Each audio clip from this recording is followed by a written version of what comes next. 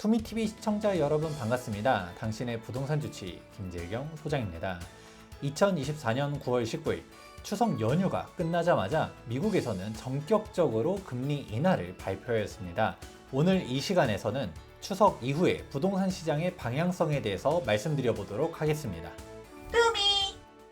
2024년 9월 19일 미 연준에서는 30개월 만에 통화 정책을 전환했다라는 기사가 떴습니다. 본격적인 금리 인하를 발표했는데 0.25% 인하를 하는 게 아니라 0.5%로 파격적으로 낮췄습니다. 한미 금리 차가 좁아지다 보니까 한국도 본격적인 금리 인하를 하지 않겠냐라는 기대감들이 높아지고 있는데요. 많은 분들이 고금리의 고통을 받고 있었던 만큼 미국발 금리 인하 소식을 반기고 있는데요. 고금리 속에서도 부동산 가격이 상승하고 있는 만큼 기준금리가 인하된다라고 하면 부동산 가격 상승이 기폭제로 작용할 수 있다라고 바라보는 시각들이 많습니다. 하지만 반대 의견도 만만치 않은데요.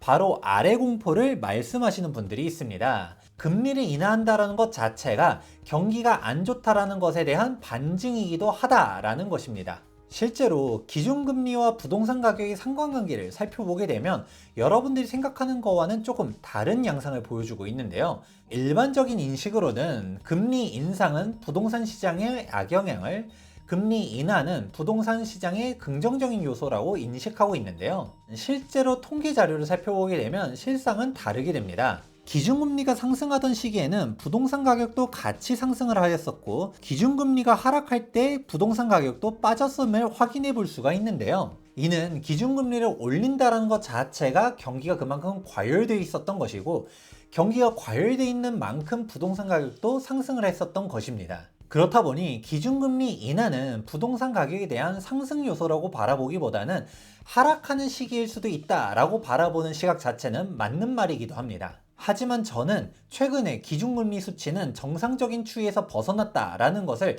고려할 필요가 있다라고 보고 있습니다.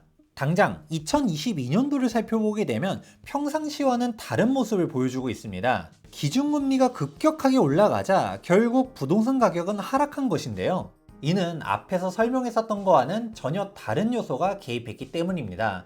바로 미국발 급격한 금리 인상 때문인데요. 미 연준은 2022년 이후로 단기간 내에 매우 빠른 속도로 기준금리를 인상해 왔는데요. 미국이 기준금리를 대폭 인상하자 한국 역시 환율 방어를 위해 기준금리를 올릴 수밖에 없었습니다. 즉, 최근 한국의 기준금리 인상은 대한민국의 경기 상황을 고려한 것이 아니라는 것입니다. 이렇게 비정상적으로 높았었던 금리가 다시금 낮아진다는 것은 대한민국 경기와 부동산 시장에 긍정적인 영향을 미칠 것으로 기대하고 있습니다.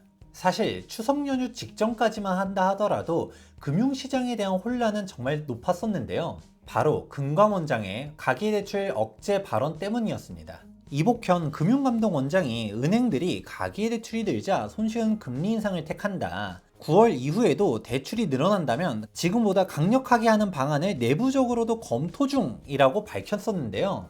이러한 금감원장의 구두 개입으로 인하여 은행들이 각자 자율 규제 방안으로서 가계대출을 줄일 수 있는 방안들, 즉 특정 요건의 사람들한테 주택담보대출이나 전세자금 대출을 실행하지 않겠다라고 발표하면서 시장에 혼란이 나타났었습니다.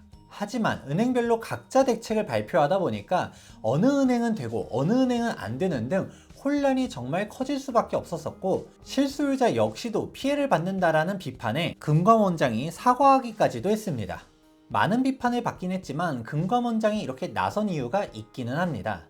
바로 부동산 가격이 매우 높게 상승하고 있었기 때문인데요. 주택 가격정만 CSI를 살펴보게 되면 전통적인 비수기인 7, 8월 달에도 하늘 높은 줄 모르고 심리지수가 상승하고 있었습니다. 문재인 정권 시절에는 이렇게 지수가 높았을 때마다 각종 부동산 대책들을 발표했었는데요. 더욱 무서운 사실은 추석 이후에 본격적인 가을 이사철이 도래하게 되면 더 크게 상승할 것이라고 보는 사람들이 많았었다 보니까 아무래도 시장을 진정시키기 위한 수요 억제 정책의 일환으로서 구두 개입을 한 것이 아닌가라는 생각도 하고 있습니다. 이러한 금감원장의 금융시장 개입으로 인하여 추석 이후로 부동산 시장이 다소 안정될 수 있다라고 바라보는 시각도 있었는데요. 그러한 시각들도 추석 연휴가 끝나자마자 발표된 미국발 금리 인하 소식으로 인하여 대출 규제 정책 효과가 축소될 것으로 보입니다. 무엇보다 저는 항상 말씀드리는 것 중 하나가 수요 억제 정책은 일시적인 눌림밖에 안 된다라고 보고 있는데요. 근본적인 원인을 해결하지 않는 이상은 부동산 가격 상승을 진정시키기에는 역부족이라고 보고 있습니다. 대표적으로 2026년도 이후로 공급 감소를 넘어선 공급 절벽 이슈가 있습니다. 따라서 지금의 부동산 시장보다도 2026년도 이후 부동산 시장이 더욱더 불안해질 것으로 바라보고 있는데요. 현재의 부동산 시장 상승조차도 서울과 수도권의 주요 지역들 아파트들 중심적으로 올라가고 있습니다. 여기서도 신축 아파트 선호 현상이 가면 갈수록 심해지고 있는데요. 반포의 신축 아파트의 경우는 50억 실거래가 소식을 들은 게 엊그제 같은데 벌써 60억 실거래가를 찍게 되었습니다. 이것도 국민평형 기준, 즉 33평의 실거래가라는 것이 더욱더 문제인데요. 반포뿐만이 아니라 잠원, 압구정, 성수도 잇따라 40억 클럽에 가입하는 등 현 부동산 시장은 양극화를 넘어서 초양극화를 향해 달려가고 있습니다. 이는 저뿐만이 아니라 수많은 부동산 전문가들 역시도 비슷하게 생각하는 것 같은데요. 한국경제신문에서 부동산 전문가 100명에게 진행한 설문조사 결과를 살펴보게 되면 추석 이후 서울 아파트 가격 전망은 부동산 전문가의 77%가 상승한다라고 전망했습니다. 또한 내 집 마련의 적기는 빠르면 빠를수록 좋다라고 답변한 사람이 64%인데요. 집값 상승을 예상하는 이유로 가장 대표적인 케이스가 신규 공급 물량 부족, 기준금리 인하 기대, 전세 가격 상승을 들었는데 해당 요소들 중에서 공급 절벽은 사실상 피할 수가 없는 요인이고 미국이 기준금리 인하를 확정한 이상 한국 역시 기준금리 인하 가능성이 매우 높아진 만큼 매수 대기자로 하여금 부동산 가격 상승에 대한 시그널로 인식될 가능성이 매우 높아졌습니다. 여기서도 주목할 만한 부동산 상품군으로는 분양 아파트, 신축 아파트, 재건축, 재개발 순이었는데요. 한마디로 신축 아파트거나 신축이 될 분양권 입주권으로 정리해 볼 수 있습니다.